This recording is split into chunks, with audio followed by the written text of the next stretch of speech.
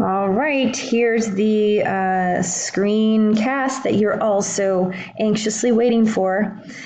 Here's the problem, 5x squared plus x minus 18. What I'm going to check for first is to see if I have a negative that I can factor out, and I don't. And I'll also check about this 5 that's a and see if I could factor it from everything, and I can't, so that's going to have to be part of my factors. So let's set up my two factors, and I have to think of two numbers that multiply to 5. Well, that's 5 and a 1, and I have x's in that spot as well. And then I have to come up with the factors of 18. So I have 1 and 18, 2 and 9, 3 and 6. And I need to choose which set I'm going to come up with. And I am going to put in a 9 and a 2 because I have a 1 right here. And I'm thinking that a 1, I see a 9 and a possible 10. So if I figure that out, I can put those values in.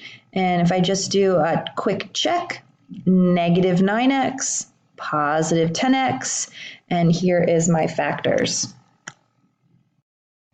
All right, so we're going to take each of these and set them equal to 0. So 0 equals 5x minus 9, and 0 equals x plus 2. So x on this side is equal to negative 2. And x over here, if we add 9 and divide by 5, is equal to 9/5. So my zeros are going to be 9/5 and negative 2. All right, so let's go ahead and find the vertex. And to find the vertex, we'll just take the two zeros and add them together, but we're adding a negative, so it ends up being like -2. And I'm going to go over here to the calculator and do 9/5 minus 2 divided by 2. And I get negative 1/10. Negative 1/10.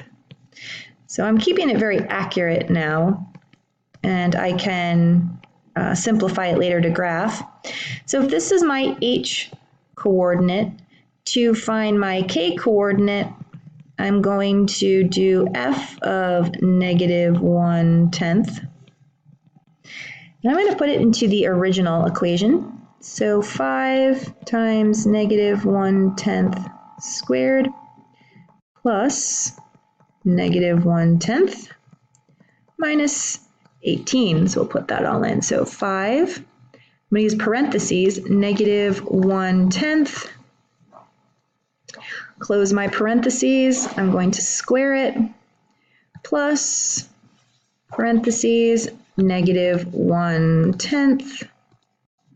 Close the parentheses, minus 18. Now, before you go ahead and hit enter all the time super quick, go through and check and make sure that what you put into the calculator is what you should have.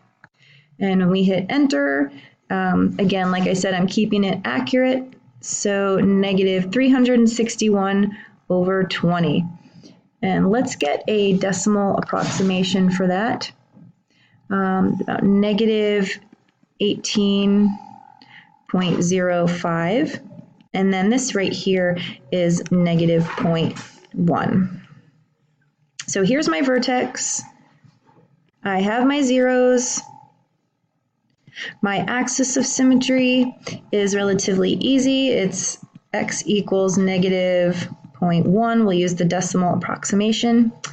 And let's see what else I need to find. I need to find the y-intercept, but the y-intercept is perfect for standard form because that's its superpower. So my y-intercept is 0, negative 18. And we can go ahead and graph. Let's see, let me take my calculator down here.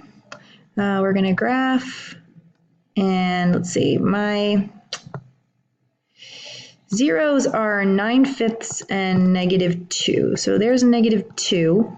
And 9/5, if we put that in the calculator, 9 divided by 5,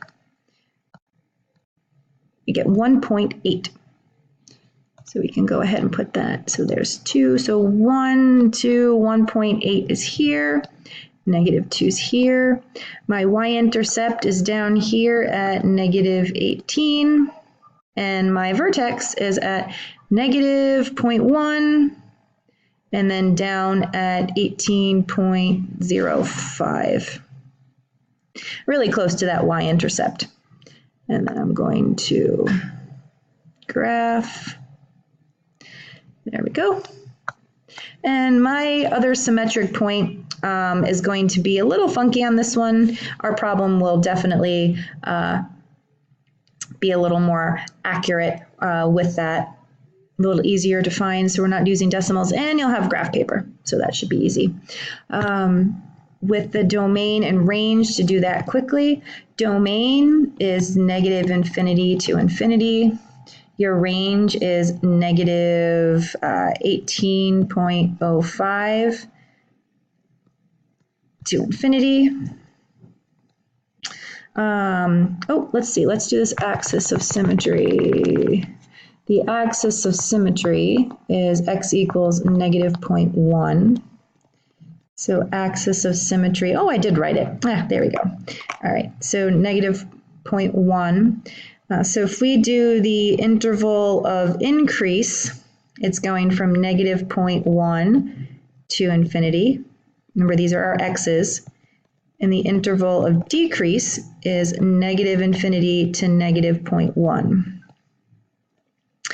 Let's see what else I can ask for the end behavior. So the end behavior as x approaches infinity, so as x gets really big, y is approaching infinity. And as x approaches -infinity, y approaches still infinity, because it's both they're both pointed up.